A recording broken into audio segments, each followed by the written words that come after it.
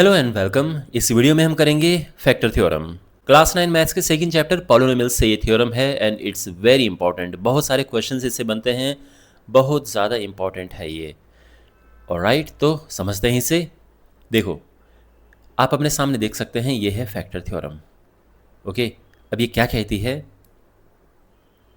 If P X is a polynomial of degree n greater than equal to 1 and A is any real number, तो फिर ये होता है।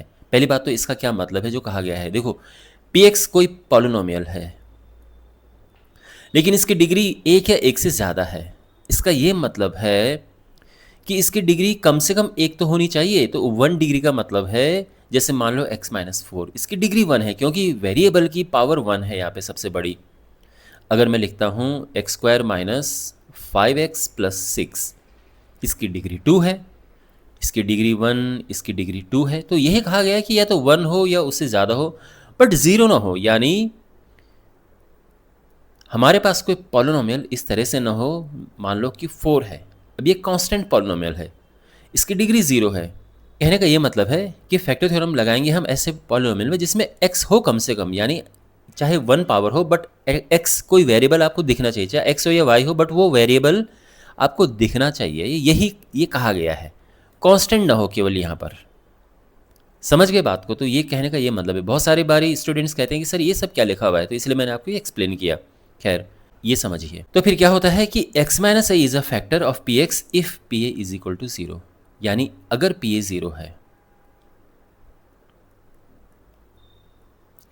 तो x - a factor होगा polynomial का। तो पहले मैं तो आपको ये समझाता हूँ, फिर मैं इस पे आऊँगा। ये क्या कहा गया है? तो कोई पॉलिनोमियल लेते हैं, सिंपल। पहले मैं पॉलिनोमियल लेता हूँ x² - 4। ओके, अब यहाँ पर देखो, कोई भी नंबर रखो, 2 रख लो।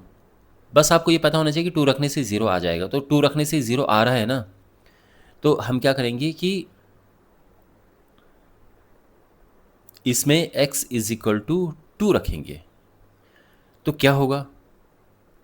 तो x की जगह पर हम 2 रखेंगे, ये हो जाएगा 2² - 4, यानी 4 - 4 यानी 0। तो P2 0 हो चुका है, 2 रखने से 0 हो चुका है। तो अब एक काम करो, 2 को इधर लेके आओ, क्या होगा? x - 2 ना,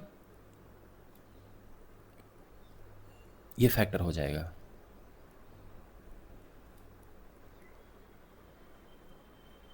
सीधी बात है।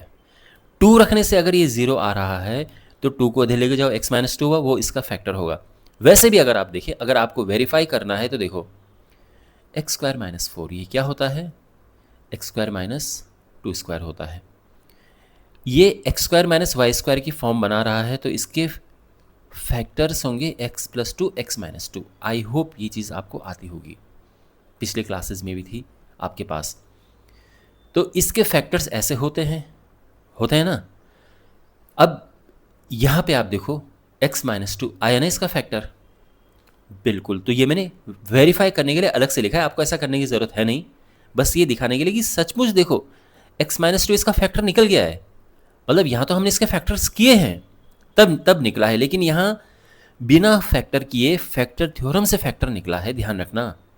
आया ना x - 2 इसका फैक्टर। अब कुछ और x रखें जिससे 0 आ जाए। तो यहाँ पर एक काम करते हैं, x रखेंगे -2।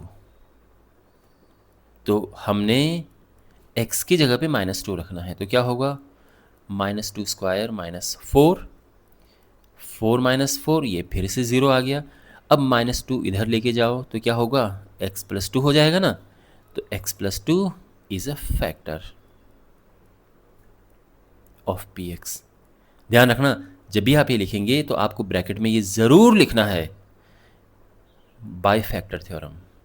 यहाँ पर भी वही, क्योंकि फैक्टर थ्योरम से ही तो आप इस कंक्लूज़न पे, इस नतीजे पर पहुँचे हो कि यहाँ पर ये इसका फैक्टर होगा। तो देखो, -2 हमने रखा, ये 0 आ गया, तो यानी x + 2 इसका एक फैक्टर होगा। कैसे? इसको इधर लेके जाओ तो x प्लस 2 बन जाएगा ना, वो इसका फैक्टर होगा। ये है फैक्टर थ्योरम। वैसे भी अगर आप देखो तो यस, x प्लस 2 सचमुच इसका फैक्टर है। तो आपने यहाँ पर देखा कि हमने बिना एक्चुअल में फैक्टर किए इसके फैक्टर्स निकाल दिए। x माइनस 2 फैक्टर निकला, x प्लस 2 भी फैक्टर निकला, और हमने एक्चुअल में इसके ये वाले फैक्टर नहीं किए थे, है ना। मतलब ये तो मैंने केवल वेरीफाई करने के लिए फैक्टर किए हैं ताकि आपको समझ आ जाए कि वाकई ये फैक्टर है। लेकिन देखो ये जो फैक्टर निकले हैं यहाँ पर, एक x माइनस 2, एक x प्लस 2, तो ये फैक्टर निकले हैं फैक्टर थ्योरम की हेल्प से। यही है फैक्टर थ्योरम। एक और एग्जांपल मैं यहाँ पर लेता हूँ। कोई पॉलिनोमियल है x square minus 5x plus 6। यहाँ पर x क्या रखने से ये 0 आ जाएगा। तो अगर हम x को 2 रखते हैं तो देखो 2 को रखने से 0 आ रहा है, तो 2 रखेंगे हम 2 square minus 5 into 2 plus 6, 4 minus 10 plus 6, 10 minus 10, और ये हुआ 0। तो देखो 2 रखने से 0 आ गया है, तो 2 इधर लेके जाओ, तो यानी x माइनस 2 इसका एक फैक्टर होगा। ओके, अच्छा एक बार एक काम करते हैं, 1 रखने से देखते हैं। अगर हमने x इज इक्वल टू 1 रखा तो क्या होगा, p1, ये होगा 1 square minus 5 into 1 plus 6, 1 minus 5 plus 6, ये होगा प्लस प्लस का तो 7 है, माइनस 5 है, ये 2 आया, ये 0 नहीं है। तो क्योंकि ये 0 नहीं है इसलिए इस तरफ लेके जाओ, x minus 1 is not a factor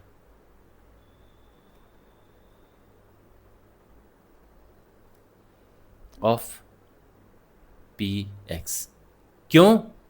important इसमें है ये वाला, बिकॉज ये 0 नहीं है इसलिए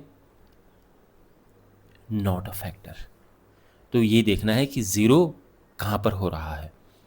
अब एक काम करते हैं, x इज इक्वल टू 3 लेकर देखते हैं, p3 क्या होगा, तो इसमें पुट करना है, ठीक है, पॉलिनोमियल में। 3 square minus 5 into 3 plus 6, 9 minus 15 plus 6, ये हुआ 15 माइनस 15, और ये हुआ 0। 3 रखने से ये 0 आ चुका है, तो देयरफॉर 3 को इस तरफ लेके जाओ तो x माइनस 3 होगा ना। x minus 3 is a factor. देखो आपके मन में क्वेश्चन होगा, सर ऐसे कितने फैक्टर आते रहेंगे। तो एक चीज़ याद रखना, इसकी डिग्री क्या है, सबसे बड़ी पावर क्या है, सबसे बड़ी पावर 2 है ना यहाँ पर। तो इसके 2 से ज़्यादा फैक्टर नहीं आएंगे, 2 आ सकते हैं, हो सकता है एक ही आए। ओके, मतलब कभी कभार तो एक भी नहीं आता है, वो अलग कहानी है, लेकिन ऐसा नहीं होगा कि 3 आ जाए।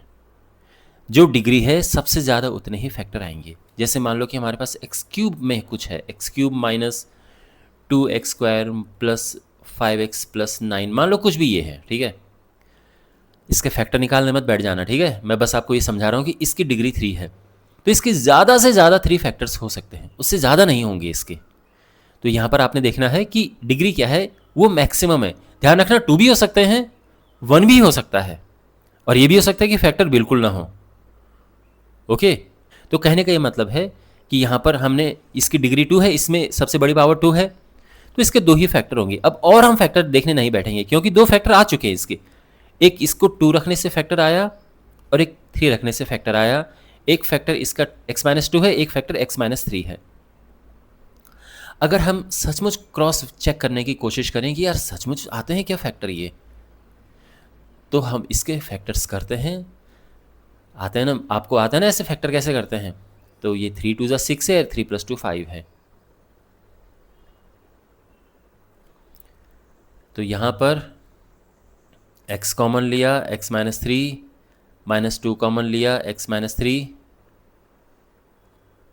और ये हुआ x माइनस 3, दोनों में से कॉमन है x minus 2। I am sure ये आपको आता होगा बेसिक फैक्टराइजेशन करना, नहीं भी आता तो कोई बात नहीं, मैं आपको सिखा दूंगा। अभी के लिए आप ये समझो कि किस तरह से factor x minus 3 x minus 2, और वैसे भी आप देखें x माइनस 3 x माइनस 2 इसके फैक्टर आए। ये हमने फैक्टर निकाले मिडिल टर्म स्प्लिटिंग मेथड से, ये हमने फैक्टर निकाले फैक्टर थ्योरम से, ये ब्रैकेट में लिखना होता है, यहाँ पे भी वही लिखना है हमने, ठीक है ना, बाय फैक्टर थ्योरम। यहाँ पे भी बाय फैक्टर थ्योरम, ये इसका यहाँ पे नहीं था ना फैक्टर, तो वही कि फैक्टर थ्योरम से हम ये कह सकते हैं कि क्योंकि जीरो नहीं आ रहा है तो ये फैक्टर नहीं है। क्लियर हो गया? आई होप आपको समझ आ गया होगा अच्छे से फैक्टर थ्योरम। अब इसमें जो इसका सेकंड यहाँ पर ये लिखा हुआ था कि अगर x माइनस ए फैक्टर है तो पी ए ज़ीरो होगा। यानी अब मान लो कि आपको पहले से पता है कि ये इसका फैक्टर है या नहीं है, जो भी है हमने वेरीफाई करना हो तो कैसे करेंगे। तो मान लो कि हमारे पास है एक पॉलिनोमियल, क्या x माइनस वन इसका फैक्टर है? अगर फैक्टर है तो क्या करेंगे हम, तो देखो सबसे पहले क्या करते हैं, देखो ये बात ध्यान रखना कि पॉलिनोमियल को लिख दो पहले, तो लेट इसको px नाम दे दो, हमेशा ये करना चाहिए हमें। तो ये है पॉलिनोमियल। अब हम क्या करेंगे, जो फैक्टर कहा गया है उसको ज़ीरो ले लो, तो यहाँ पर x क्या आ जाएगा, 1 आ जाएगा ना, ठीक है। इसमें 1 पुट करो, 1 स्क्वायर माइनस 7 इंटू 1 प्लस 6, यानी 1 माइनस 7 प्लस 6, यानी 7 माइनस 7, और ये हुआ 0। 1 रखने से ये 0 आ रहा है, तो इसका मतलब क्या कह सकते हैं, therefore x minus 1 is a factor by factor theorem. Of course ये हमने लिखना ही है बाय फैक्टर थ्योरम। तो ऐसे ही है, मतलब अगर ये इसका फैक्टर है तो p1 0 होगा, यानी अगर by the way x minus A factor है तो pa 0 होगा। तो ये वही है कि अगर x माइनस 1 px का फैक्टर है तो p1 0 होगा, अगर x माइनस 4 इसका फैक्टर है तो p4 0 होगा, अगर x प्लस 1 फैक्टर है तो ध्यान रखना, अगर x प्लस 1 फैक्टर है तो x क्या आएगा, -1 आएगा ना, तो यहाँ पे -1 रखो, तो p माइनस 1 0 होगा।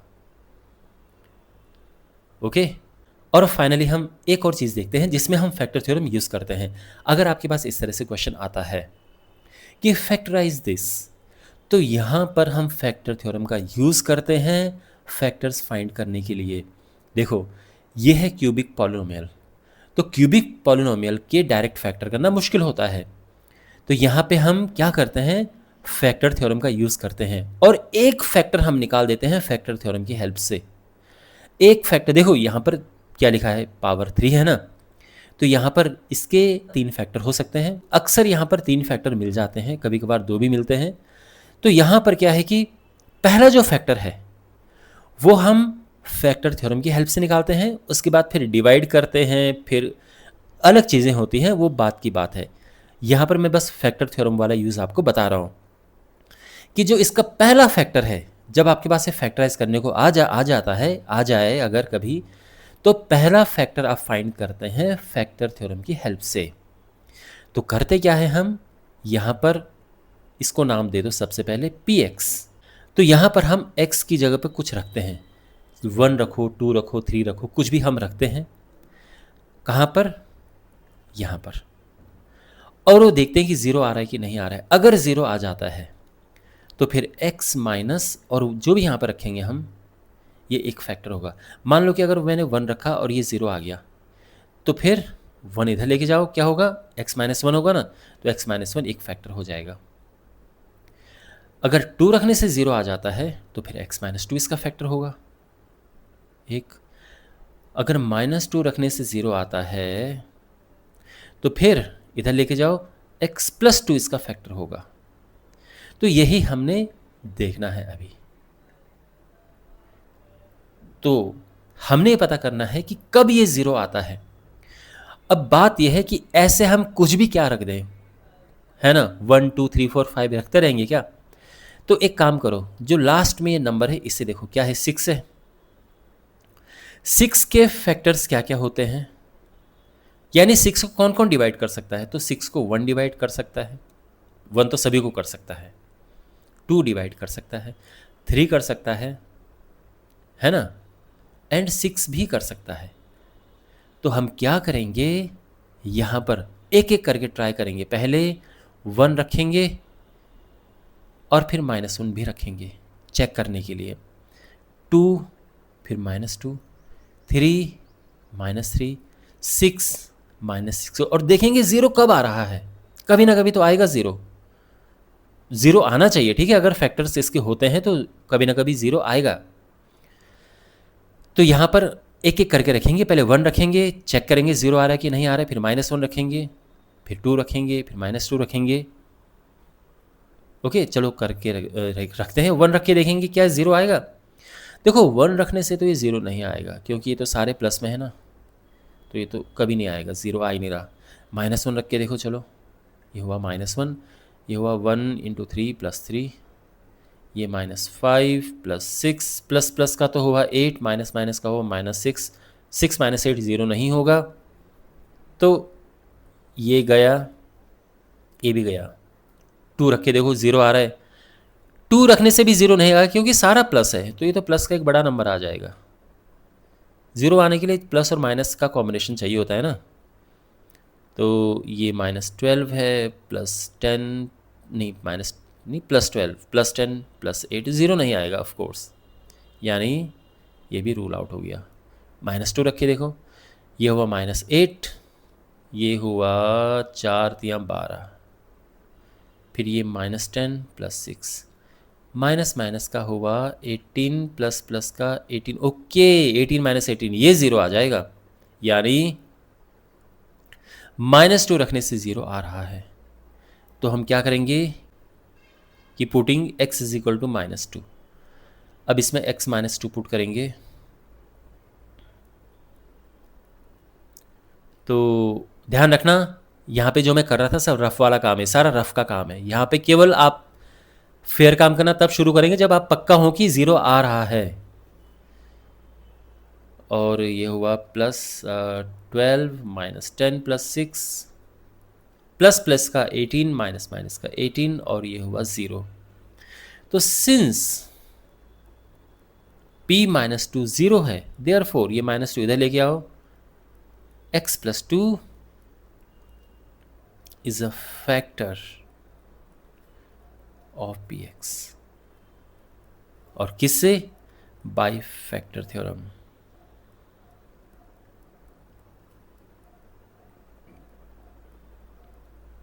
अब देखो एक फैक्टर इसका मिल चुका है, वैसे हम और आगे भी फाइंड कर सकते हैं फैक्टर थ्योरम से, और भी हो सकते हैं आगे, ओके।